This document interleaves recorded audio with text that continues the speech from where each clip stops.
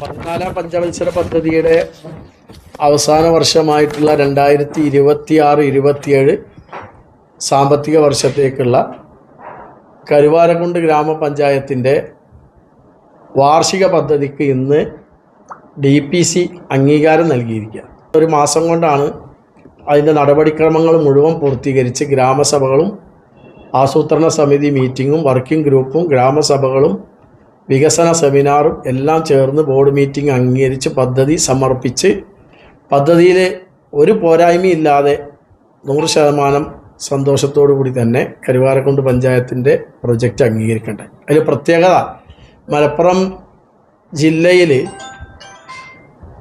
ആകെ അംഗീകാരം നൽകിയത് 14 ഗ്രാമപഞ്ചായത്തുകളുടെ പദ്ധതികൾക്കാണ്. അതിൽപ്പെട്ടതാണ് ഒന്ന് കരുവാരക്കുണ്ട്. അത് ഞങ്ങൾക്ക് വളരെ സന്തോഷമുണ്ട്.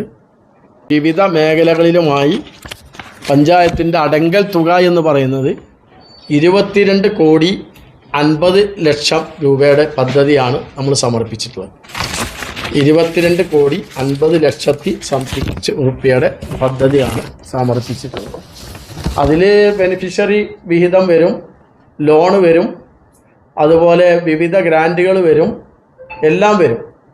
തനത് fund, plan fund, CFC, STP, SC എല്ലാ വിഭാഗം പദ്ധതികളും ലോണും അതുപോലെ തന്നെ നമ്മുടെ ഗുണഭോക്തൃ വിഹിതം എല്ലാം കൂടിയിട്ടുള്ള ഒരു വർഷത്തെ നടപ്പിലാക്കുന്ന പദ്ധതിക്കാണ് 22,50,00,000 രൂപയുടെ പദ്ധതിക്കാണ് നമുക്ക് അനുമതി ലഭിച്ചിട്ടുള്ളത്. ഇതിൽ നൂതനമായ കുറച്ച് പദ്ധതികൾ നിർബന്ധമായും ഉൾപ്പെടുത്തേണ്ടതും നടപ്പിലാക്കേണ്ടതുമായ പദ്ധതികൾക്ക് പുറമെ എല്ലാ വർഷവും സ്ഥിരമായി ചെയ്തു വരുന്ന പദ്ധതികൾക്കും പുറമെ ഞങ്ങൾ കുറച്ച് നൂതന പദ്ധതികൾ വെച്ചിട്ടുണ്ട്. ഒന്ന്, ആട് വളർത്തൽ. അതിന് ഒരാടിന് 8,000 രൂപ വെച്ച് സബ്സിഡി ആണ് കൊടുക്കാൻ പറ്റുള്ളൂ. അപ്പോൾ ആട് വളർത്തലിന് ഞങ്ങൾ ഗുണഭോക്തൃ വീതമടക്കം 20 ലക്ഷം രൂപയുടെ പ്രൊജക്റ്റാണ് വെച്ചിട്ടുള്ളത്. പിന്നെ അതുപോലെ തന്നെ പശു വളർത്തൽ ഉൽപ്പാദന മേഖലയിലുള്ളതാണ്. 14,70,000 രൂപയുടെ ഒരു പ്രോജക്റ്റ് പശു വളർത്തൽ പ്രോജക്റ്റ് വെച്ചിട്ടുണ്ട്. പിന്നെ ഇവിടെ കരുവാരക്കുണ്ട് നല്ല കാർഷിക മേഖലയാണല്ലോ. കൃഷിക്കാരുടെ വിളകൾക്ക് ആരോഗ്യം നൽകുന്നത് വിള ആരോഗ്യ കേന്ദ്രം എന്നൊരു പദ്ധതി പുതുതായി കൊണ്ടുവരുന്നുണ്ട്. ഫാം പ്ലാൻ അധിഷ്ഠിത കൃഷിയിടം വികസനം എന്ന ഒരു പുതിയ പ്രൊജക്റ്റ് വേറെ വെച്ചിട്ടുണ്ട്. പിന്നെ മിനി ഡയറി ഫാം ആധുനികവൽക്കരണം, അതിന് 2 ലക്ഷം രൂപ വെച്ചിട്ടുണ്ട്. പിന്നെ പട്ടികവർഗ വിഭാഗങ്ങൾക്ക് ഒരു പ്രത്യേക പ്രൊജക്റ്റ് ഞങ്ങൾ ചെയ്താണ്. പട്ടികവർഗ വിഭാഗങ്ങൾക്ക് തെങ്ങ് കയറ്റത്തിന് ഉള്ള മെഷീനും കാട് വെട്ട് യന്ത്രവും നൽകാൻ ഉള്ളൊരു പ്രോജക്റ്റ് വെച്ചിട്ടുണ്ട്. പിന്നെ സേവന മേഖലയിൽ മധുരം മാതൃത്വം എന്ന് പറയുന്ന ഒരു പ്രോജക്റ്റിന് 10 ലക്ഷം രൂപ വെച്ചിട്ടുണ്ട്. പിന്നെ കരുവാരക്കുണ്ട് ഫുട്ബോൾ ഗ്രാമമാണ്. ഫുട്ബോളിന് വലിയ പ്രാധാന്യമേറിയ നാടാണ്. അപ്പോൾ ഫുട്ബോൾ ഗ്രാമം എന്നൊരു പദ്ധതി ഞങ്ങൾ വെച്ചിട്ടുണ്ട്. പിന്നെ കരുവാരക്കുണ്ടിൽ 39 അംഗനവാടികളുണ്ട്. അതിൽ 1-ാം ഘട്ടം എന്ന നിലയിൽ അംഗനവാടികളിൽ ഫ്രിഡ്ജ് ഇല്ലാത്ത അംഗനവാടികൾക്ക് ഫ്രിഡ്ജ് നൽകാനുള്ള ഒരു പദ്ധതിയുണ്ട്.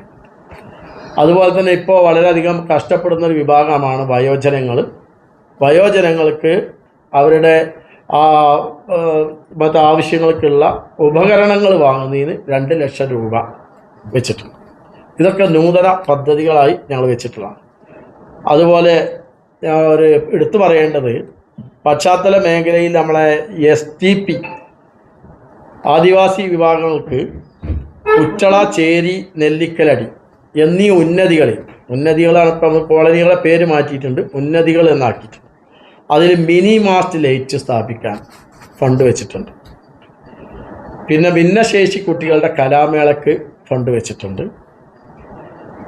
പിന്നെ പഞ്ചായത്തിൽ ഇപ്പോൾ ഞങ്ങൾക്ക് ഇക്കുറി വന്നപ്പോൾ ഞങ്ങൾ ഈ ഭരണസമിതി വന്ന ഉടനെ ഞങ്ങൾ പങ്കെടുത്ത ഒരു പരിപാടിയായിരുന്നു പഞ്ചായത്തിലെ LP സ്കൂളുകൾ, പ്രൈമറി സ്കൂളുകളുടെ കലാമേള, കലാകായിക മേള. വളരെ ഭംഗിയായി അത് നടന്നു. പുന്നക്കാട് LP സ്കൂളിൽ കലാമേള നടന്നു. കേരള UP സ്കൂളിൽ സ്പോർട്സ് കായിക മേള നടന്നു. തരിശ് ടറഫിൽ ഫുട്ബോൾ മേള നടന്നു. വളരെ ഗംഭീരമായിരുന്നു കുട്ടികളുടെ പെർഫോമൻസ്. അപ്പോൾ അത് നേരത്തെ ചെയ്തിരുന്ന PEC കമ്മിറ്റി അവർ പിരിവെടുത്തിട്ടും സ്പോൺസർഷിപ്പൊക്കെ വാങ്ങിയിട്ടായിരുന്നു. പ്രാവശ്യം ഞങ്ങൾ അതിനൊരു പ്രൊജക്റ്റ് തന്നെ പഞ്ചായത്തിൽ വെച്ചിട്ടുണ്ട്. സ്കൂൾ കലാകായികമേള പ്രൈമറി തലത്തിൽ. പിന്നെ ഏറ്റവും എടുത്തു പറയാവുന്ന ടൗൺ സൗന്ദര്യവൽക്കരണം എന്നൊരു പദ്ധതി. കണ്ണത്ത് മുതൽ കരുവാരക്കുണ്ട് അങ്ങാടി വരെ ടൗൺ സൗന്ദര്യവൽക്കരണം എന്നൊരു പൈലറ്റ് പ്രോജക്റ്റ് നമ്മൾ വെച്ചിട്ടുണ്ട്. പിന്നെ ലഹരി വിരുദ്ധ ക്യാമ്പയിൻ. ഇപ്പോൾ ലഹരിയുമായി ബന്ധപ്പെട്ട് നമ്മുടെ നാട്ടിലുണ്ടായിക്കൊണ്ടിരിക്കുന്ന ആശ്വാസകരമല്ലാത്ത പ്രവർത്തനങ്ങൾക്ക് തടയിടുന്നതിന് വേണ്ടി ബോധവൽക്കരണമൊക്കെ ആയിട്ട് ജാഗ്രതാ സമിതി രൂപീകരിച്ച് പ്രവർത്തിക്കാനുള്ള ഒരു പ്രോജക്റ്റ് വെച്ചിട്ടുണ്ട്. ഇങ്ങനെ നൂതന പദ്ധതികളുമായി പിന്നെ റോഡുകളും മറ്റു കാര്യങ്ങളൊക്കെ സ്ഥിരമായിട്ടുള്ളതിലേറെ വെച്ചിട്ടുണ്ട്. അങ്ങനെ ഒരു പ്രൊജക്റ്റിനാണ്, അങ്ങനത്തെ ഒരു കരുവാരക്കുണ്ട് പദ്ധതിയാണ് ഇന്ന് അംഗീകാരം ലഭിച്ചിട്ടുള്ളത് DPCയുടെ. അത് എടുത്തു പറയാവുന്നത് ഞങ്ങൾക്ക് വളരെ സന്തോഷമുണ്ട്. മലപ്പുറം ജില്ലയിൽ 14 ഗ്രാമപഞ്ചായത്തുകളുടെ പ്രൊജക്റ്റ് അംഗീകരിച്ചപ്പോൾ അതിൽ കരുവാരക്കുണ്ട് ഒന്നാമതായി അംഗീകരിക്കപ്പെട്ടു എന്നുള്ളത് ഞങ്ങൾക്ക് വലിയ സന്തോഷമുണ്ട്. അത് നടപ്പിലാക്കുന്നത് സുതാര്യമായി ഈ പദ്ധതികളൊക്കെ നടപ്പിലാക്കാൻ പത്രപ്രവർത്തകരുടെയും പൊതുപ്രവർത്തകരുടെയും നാട്ടുകാരുടെയും മുഴുവൻ പിന്തുണയും ഉണ്ടാകണം എന്നാണ് അഭ്യർത്ഥിക്കാൻ. പുതിയ ഭരണസമിതി വരുമ്പോൾ കഴിഞ്ഞ ഭരണസമിതി ബാക്കി വെച്ച 42 പ്രൊജക്റ്റുകൾ എസ്റ്റിമേറ്റ് എടുക്കാതെ ഉണ്ടായിരുന്നു. അതായത് ആ സമയത്ത് ഇലക്ഷനും കാര്യങ്ങളും ബൈ ഇലക്ഷനും കാര്യങ്ങളൊക്കെ വയനാടുമായി ബന്ധപ്പെട്ടും നിലമ്പൂരുമായി ബന്ധപ്പെട്ടും ഒക്കെ വന്നപ്പോഴും അതിൽ സാങ്കേതികമായ തടസ്സങ്ങൾ വന്നപ്പോൾ അതിൽ വന്ന 42ഓളം പ്രൊജക്റ്റ് കഴിഞ്ഞ ഭരണസമിതിയുടെ പ്രൊജക്റ്റ് എസ്റ്റിമേറ്റ് എടുത്തിരുന്നില്ല. പിന്നെ കുറച്ച് വർക്കുകൾ പൂർത്തിയാക്കാത്ത വർക്കുകളും ഉണ്ടായിരുന്നു.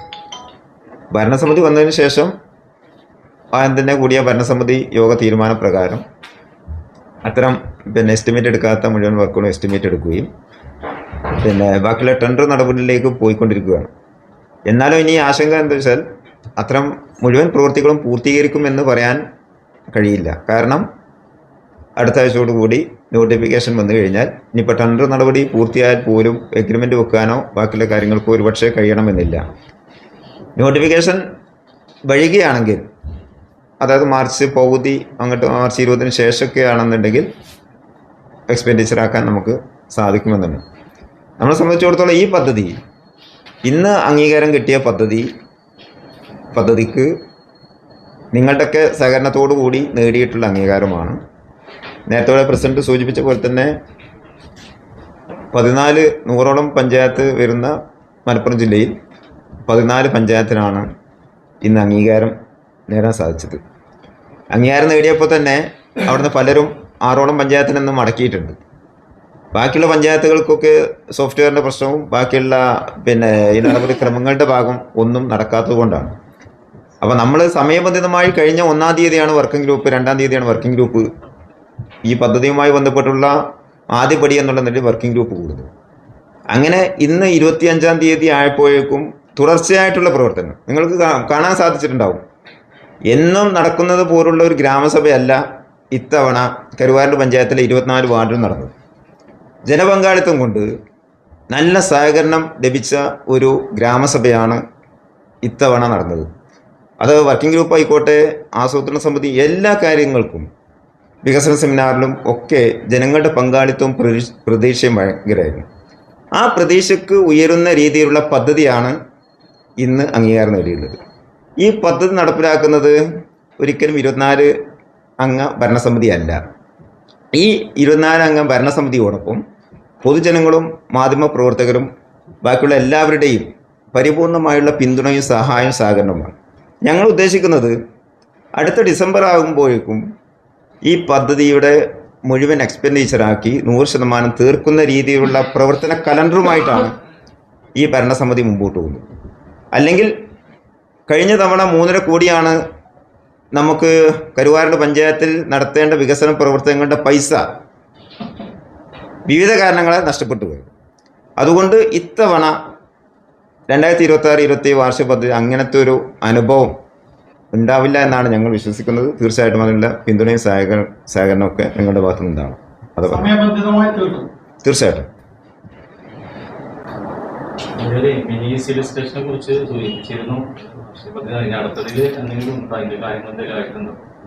ഉണ്ട്. അത് കരുവാണ്ടിലെ ഒരു മുഖ്യ ആവശ്യമാണ്. ഇടവകളിൽ നിന്നും അതിൻ്റെ ആവശ്യം വന്നിട്ടുണ്ട്.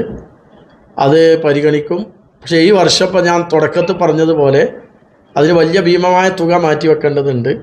അപ്പോൾ ഇത് പിന്നെ ഈ 14ാം പഞ്ചവത്സര പദ്ധതിയുടെ അവസാനത്തെ വർഷമാണ് 2026-27. അപ്പോൾ നമുക്ക് മാർഗരേഖയിൽ ഒരു വർഷ പ്രൊജക്റ്റ് വെക്കാൻ പറ്റുള്ളൂ. ബഹുവർഷ പ്രൊജക്റ്റ് ഇപ്രാവശ്യം എടുക്കാൻ പറ്റില്ല. അപ്പോൾ അടുത്ത വർഷം ബഹുവർഷ പ്രൊജക്റ്റ് വെച്ചിട്ട് ആ പദ്ധതി നടപ്പിലാക്കണം എന്ന് തന്നെയാണ് പഞ്ചായത്ത് ഭരണസമിതി. ജനങ്ങളുടെ ആവശ്യമുണ്ട്, പഞ്ചായത്ത് ഭരണസമിതി അതിന് മുൻഗണന കൊടുക്കും.